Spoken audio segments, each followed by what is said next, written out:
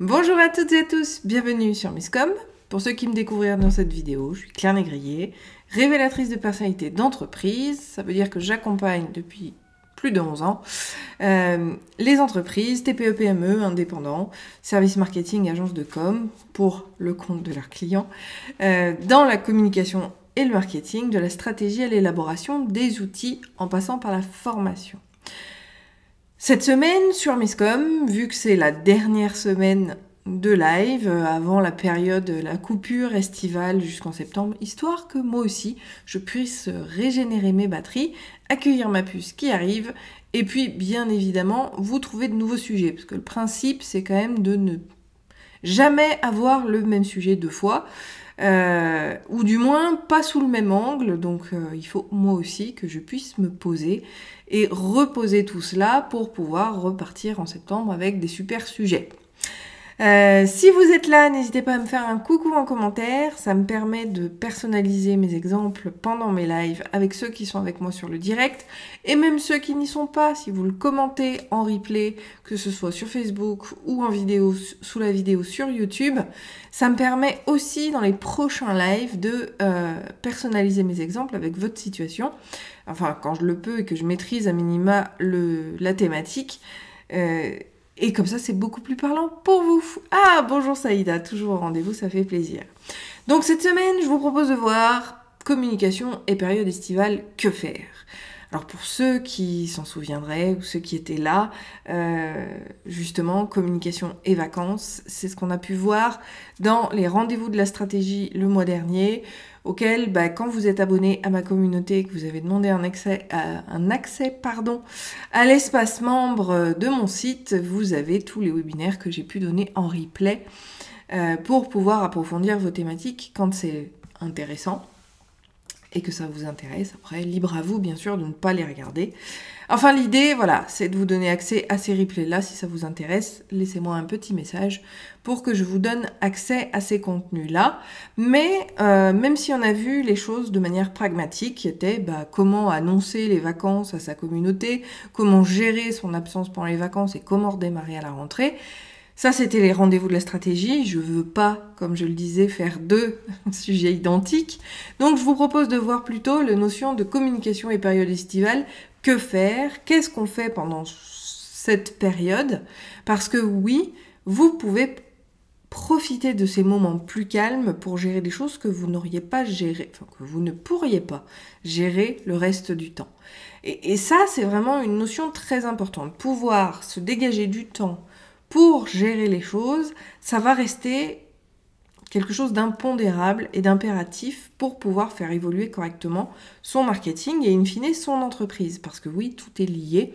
Si vous ne communiquez pas correctement par rapport aux choses, vous risquez de perdre de vitesse et d'avoir des supports qui seraient moins efficaces dans l'idée de toujours développer ou pérenniser son entreprise. Restez toujours conscient que la communication et le marketing, aussi informatifs doit-il être et non pas commerciaux, vous devez impérativement voir une progression vis-à-vis de votre entreprise. La communication est utile à l'entreprise dans son développement, dans son développement, que ce soit économique, notoriété, etc.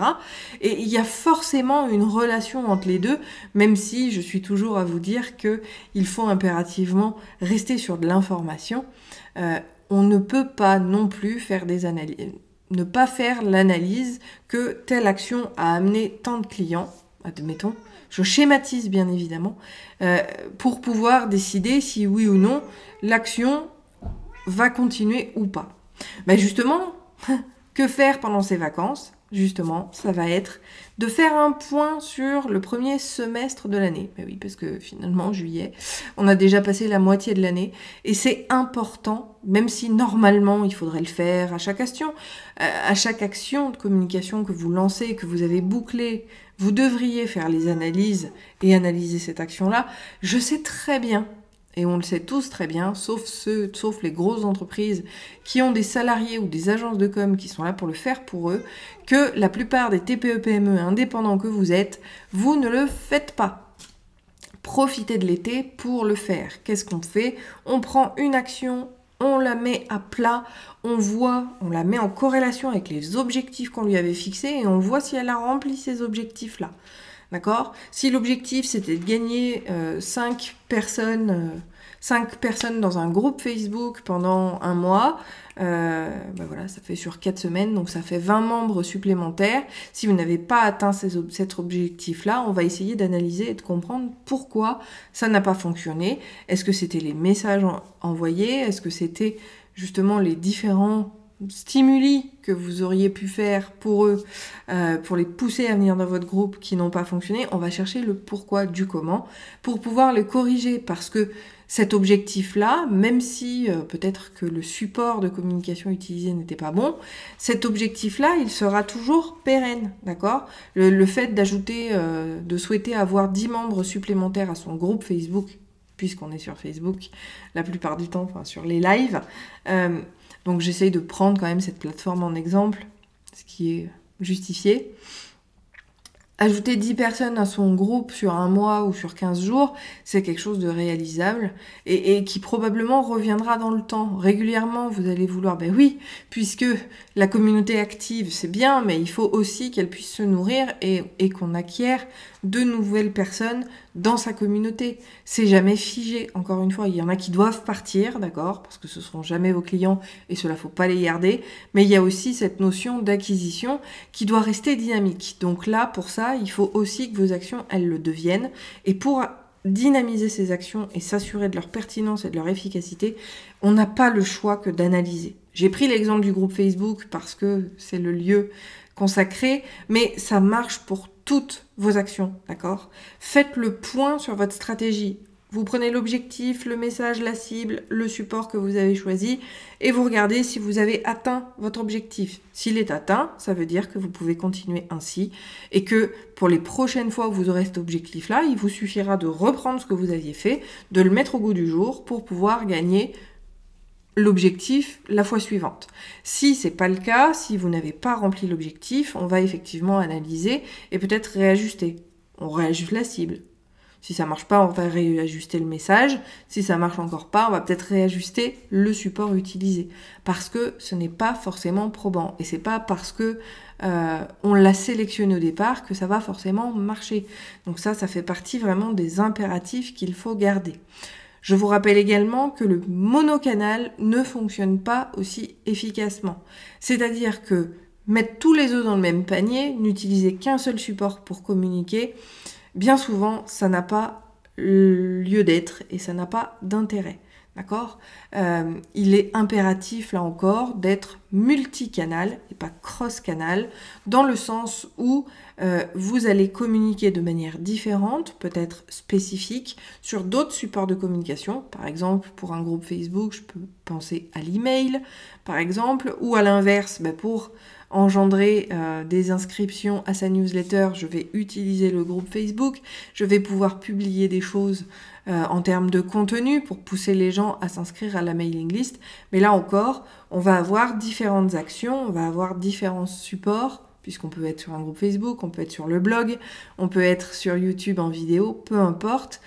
Vous allez avoir à remettre à jour tout cela pour vous assurer de l'efficacité. Et encore une fois, si votre groupe Facebook il répond jamais à votre objectif, fermez-le, gagnez du temps, gagnez de l'énergie et in fine gagnez de l'argent et arrêtez, d'accord ? Cette notion justement d'arrêt qui peut intervenir, moi-même je l'ai subi, j'ai arrêté les cartes de visite, j'ai arrêté les plaquettes, j'ai arrêté le groupe Facebook, j'ai arrêté un certain nombre de choses parce que ce n'était absolument pas probant et que je m'épuisais moi-même dans ces actions-là plutôt que d'en profiter pleinement.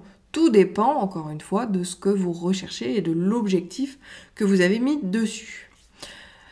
Saïda nous demande, par rapport aux personnes dormantes du groupe, les supprime-t-on ainsi sans les prévenir ? Alors, si, l'idée c'est pas de tout supprimer d'un coup et de lâcher complètement tout, ça va être d'avoir une communication progressive qui dit, pendant l'été, je vais faire justement un programme un peu plus particulier, je vous invite à suivre, il y aura à la suite de ces actions-là, peut-être un ménage de fait. Il est temps que l'été nous serve aussi à recentrer. Un peu comme Lydie nous disait, puisqu'elle a eu une révélation il y a 2 semaines, je crois, ou 3 semaines, sur un des lives qu'on avait donné, et où je disais, mais arrêtez d'avoir 4000 amis, ça sert absolument à rien sur Facebook. 4000 amis fantômes, c'est absolument nul et non avenu. Alors que finalement, si on a 20 personnes, mais ça marche pour tout, pour sa mailing list, pour quelque réseau que ce soit, ou quelle liste que ce soit, s'il n'y a que 20 personnes, mais que c'est 20 personnes qui vont acheter vos produits, c'est toujours beaucoup plus efficace que 2000 personnes qui ne s'occupent pas de vous et qui en ont rien à fiche, ou alors qui sont que des bouffeurs de gratuit. Donc l'idée, c'est d'aller faire le ménage. Je mets en place, et ça, on le verra, parce que ça fera partie des ateliers de la rentrée. Sur l'email marketing, on aura plusieurs ateliers, à la fois un atelier générique sur la génération du mail marketing et sur, on va un peu comprendre tout ce qui se passe. Et après, il y aura des petits ateliers parce que vous êtes nombreux à utiliser Sendinblue, Mailchimp, etc. Donc là, moi, je viendrai aussi en soutien technique pour vous montrer comment faire les choses. Donc ça, ce sera des sous-ateliers du premier. Mais le principe va vraiment être d'aller trier. Effectivement, mais on ne trie pas comme ça de manière drastique. Oh, de manière drastique. Pardon. C'est jamais tout blanc ou tout noir. Non, il y a du gris. Pour beaucoup. Moi, personnellement, sur le profil Facebook, je ne préviens pas, je dégage. Au bout de 6 mois, quand la personne que j'ai accueillie sur mon profil n'a jamais échangé avec moi, n'a même pas répondu au message de bienvenue que je lui ai envoyé, je le dégage. Ça sert à rien. De toute façon, il ne vous voit pas. Sur un groupe, j'ai envie de dire, c'est quand même un petit peu différent. Souvent, les gens viennent, même de manière fantôme. Donc là, on annonce qu'on va profiter de l'été pour recentrer son audience, pour recentrer ses thématiques, pour réorganiser ses contenus. Et vous verrez que déjà, rien qu'en l'annonçant, il y en a qui vous faciliteront le travail parce qu'ils partiront d'eux-mêmes. Deuxième étape, bien sûr, ce sera de faire le tri sur les gens absolument inactifs ou complètement fantômes. Et après, je vous laisse vraiment faire en fonction de vous, par rapport à ce que vous ressentez, par rapport à ce que vous avez, par rapport à ce que vous vivez. Donc ça, la notion de tri va être aussi très intéressante à faire pendant ces vacances-là, parce que, encore une fois, on peut avoir, selon la thématique, tout dépend, un regain d'activité, notamment sur ses groupes Facebook, sur sa page, parce que les gens vont être un peu plus disponibles pendant les vacances, donc on va pouvoir davantage voir qui est en interaction par rapport à d'autres. Donc pour faire le ménage, ce sera beaucoup plus facile. On va effectivement prévenir et mettre une information quand même sur le groupe pour que les personnes actives puissent rester actives et que les personnes inactives puissent effectivement être plus faciles à voir. Et puis, des fois, ça réactive aussi le réseau, ce qui est pas plus mal. Maintenant, on a vraiment pris beaucoup cet exemple-là. Ça va pouvoir marcher pour tout. Si vous avez des plaquettes, faites le point. Combien est-ce que vous en avez distribué? Est-ce que ça vaut toujours le coup? Si vous en déposez dans des salles d'attente ou dans des lieux de passage, combien partent réellement sur une certaine période? Voyez, réajustez, est-ce que ça vaut vraiment le coup de les laisser? Je vous rappelle qu'une plaquette, sa durée de vie en moyenne c'est 2 ans parce que on reprend des informations qui doivent quand même être les plus actuelles possibles, donc plutôt les derniers témoignages, le nombre de clients peut varier, l'information institutionnelle donnée sur ces plaquettes va changer d'une année sur 2, on va dire, parce que c'est normal, l'entreprise évolue, donc il faut pouvoir la réactualiser. Mais si au final, vous vous rendez compte que les 3 lieux de passage sur lesquels vous l'avez laissé, sur les 200 plaquettes que vous avez imprimées, il y en a 10 qui sont parties, c'est que c'est peut-être pas le bon endroit. Alors, on va peut-être pas imprimer une nouvelle édition tout de suite, on va essayer de réajuster, comme je vous le rappelle, le lieu de distribution, la notion de, peut-être... de cible relais pour avoir plus d'efficacité, peu importe, on va essayer de réajuster la cible. Alors le message non, parce que celui-ci restera le même à l'intérieur de la plaquette, mais on va pouvoir essayer de retravailler soit sur l'objectif, soit sur le ciblage, soit sur la distribution du support, de manière à ce que ce soit plus fluide et plus efficace pour vous. Et si finalement, en réajustant, vous voyez qu'il n'y a toujours pas d'évolution et que ça ne marche toujours pas, c'est que probablement ce n'était pas le bon support, aussi bien Enfin, même si la stratégie était bonne et que l'idée en soi était bonne, ça ne marche pas pour une raison ou pour une autre, et il vaut mieux abandonner.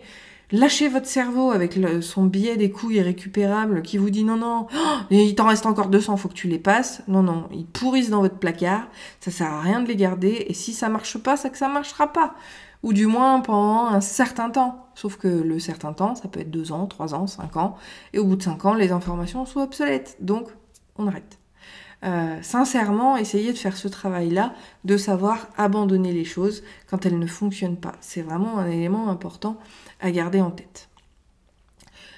Comment profiter de cette période estivale aussi? Eh bien, ça va être, partons sur du positif un petit peu, de tester les choses. Tester des nouvelles idées. D'accord ? Tout comme à la période de Noël, pendant la période d'été, les gens sont plus relax, ils en attendent moins des gens, ils sont beaucoup moins... je perds mes mots. Ils sont beaucoup plus indulgents, donc moins difficiles. Ils vont être peut-être plus faciles à toucher également. Donc, essayez de tenter de nouvelles choses. Si vous avez des nouvelles idées vis-à-vis de votre charte éditoriale sur les réseaux sociaux, profitez de l'été pour les tester, les mettre en place, pour pouvoir réajuster s'il y a à réajuster, garder ce qui marche bien pour la rentrée et faire les choses correctement. Dans cette même mouvance où la bienveillance reste de mise pendant ces vacances, je vous invite, là encore, à faire des demandes, pourquoi pas, de retour client. Vous savez que la preuve sociale est un élément extrêmement important également vis-à-vis de son entreprise, d'accord ? Les gens, beaucoup de gens, dans mes souvenirs, plus de 80% des gens n'achètent pas le produit s'il n'y a pas de retour client. Alors quand je dis produit, c'est produits et services mélangés. Si vous n'avez pas de témoignages sur les pages de produits, sur votre site de manière générale, puisque c'est souvent par le biais du site aujourd'hui, le digital est quand même devenu la référence par rapport au Covid, etc.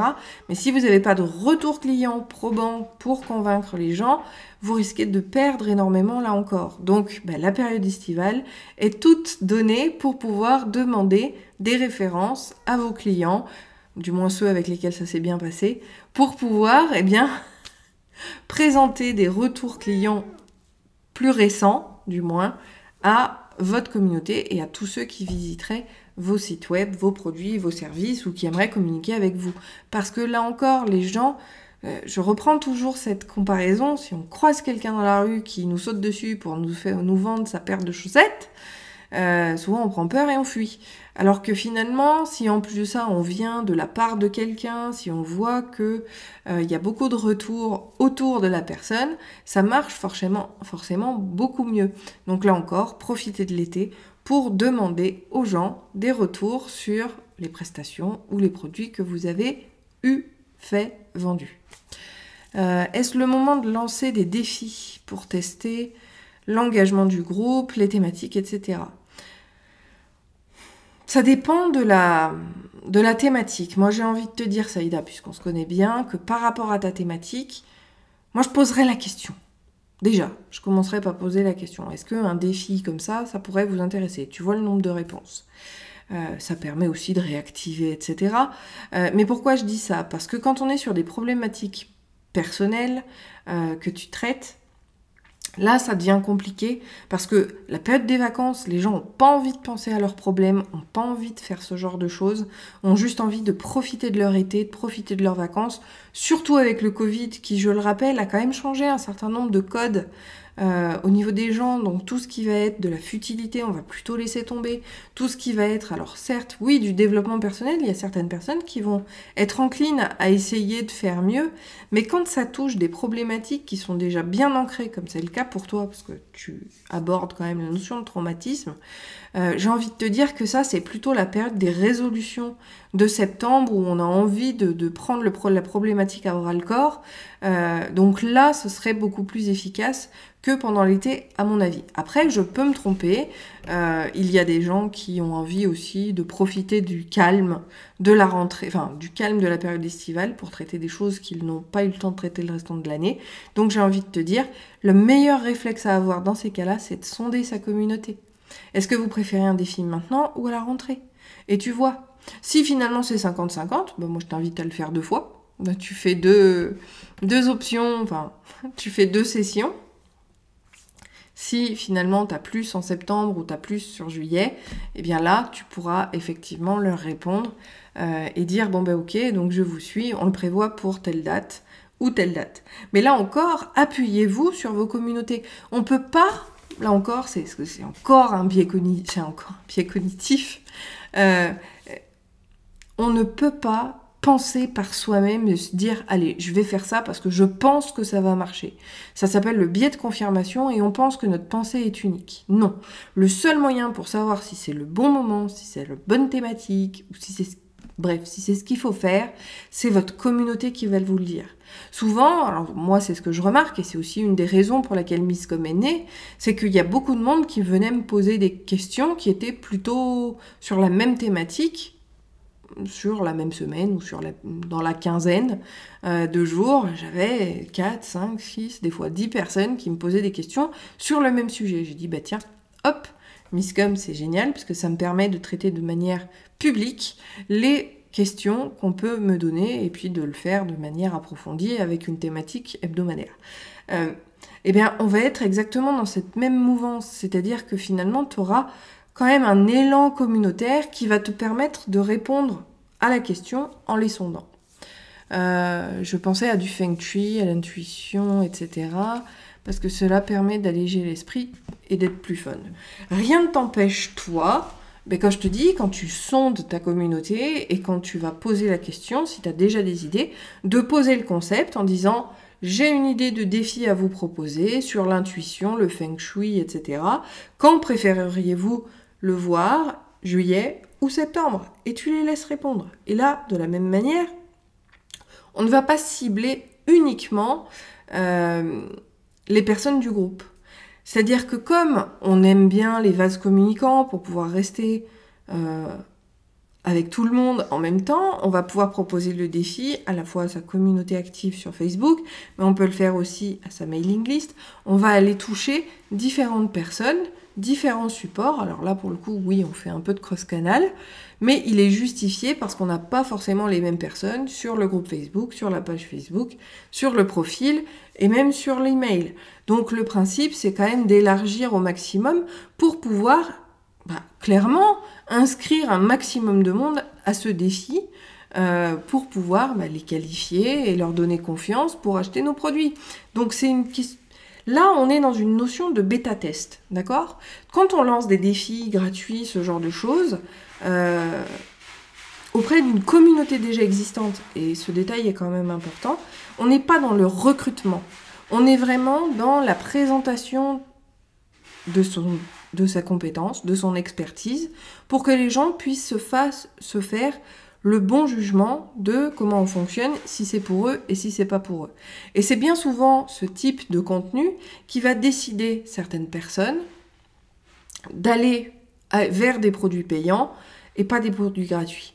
Donc finalement, ça a un fort impact et donc c'est pour ça qu'il faut pouvoir toucher toutes les communautés différentes qui sont autour de nous pour pouvoir, tout simplement, leur faire part de ça, leur faire tester nos produits et services vis-à-vis du défi qu'on a mis en place et de lancer les choses. Et c'est souvent quand on a ce type de contenu qu'après, on en retire un certain nombre de bénéfices, même financiers. Par contre, c'est sûr qu'il ne faut pas s'attendre à des retours immédiats. Laissez, et ça c'était un sujet qu'on a abordé sur Misscom, laissez à vos actions le temps d'agir.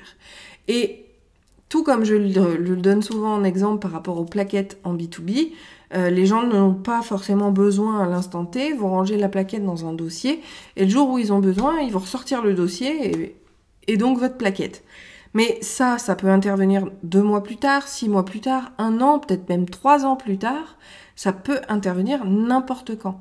Donc il faut aussi laisser à vos actions le temps de se mettre en place et de les nourrir.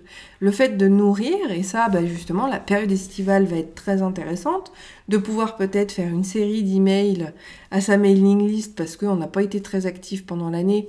Donc là, on va essayer de redynamiser ça, de proposer justement des contenus un peu spécifiques sur son groupe quel que soit le réseau, j'ai envie de dire, de mettre à profit aussi toutes les idées qui ont fusé pendant 6 mois et qu'on n'a pas eu le temps d'écrire pour faire des articles de blog, des vidéos, enfin là on va aussi pouvoir créer du contenu. L'idée par contre, c'est pas de tout diffuser en même temps, ça va être de créer le contenu pour pouvoir le diffuser dans le temps, de manière régulière, d'accord? La périodicité va être importante, mais surtout de pouvoir tenir sur le plus longtemps possible.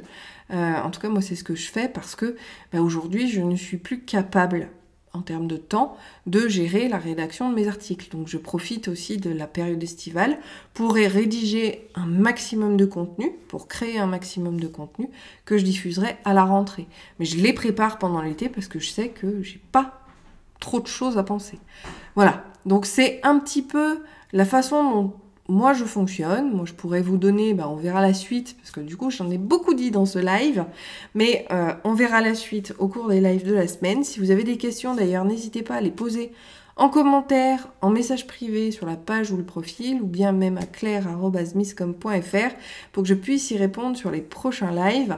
Donc, ce dont le sujet c'est communication et période estivale, parce que oui, il y a du boulot, et en tant qu'entrepreneur, bien souvent, même TPE, ça marche aussi, vous avez vraiment un intérêt à dynamiser votre communication pour la rentrée. Alors, je ne parle pas de mise en place de stratégie parce que ça remonte trop loin et on n'aura pas assez de temps pour le développer, il faut vraiment le prévoir à l'avance. Par contre, pouvoir réajuster et faire des choses qui vont être pertinentes et qui vont être fun, rajouter du fun dans votre com, ça fait du bien et l'été est tout propice pour ça.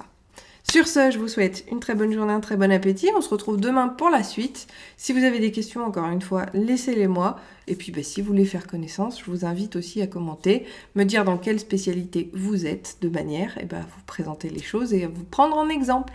Je vous souhaite une très bonne journée, un très bon appétit. On se retrouve demain. Bye!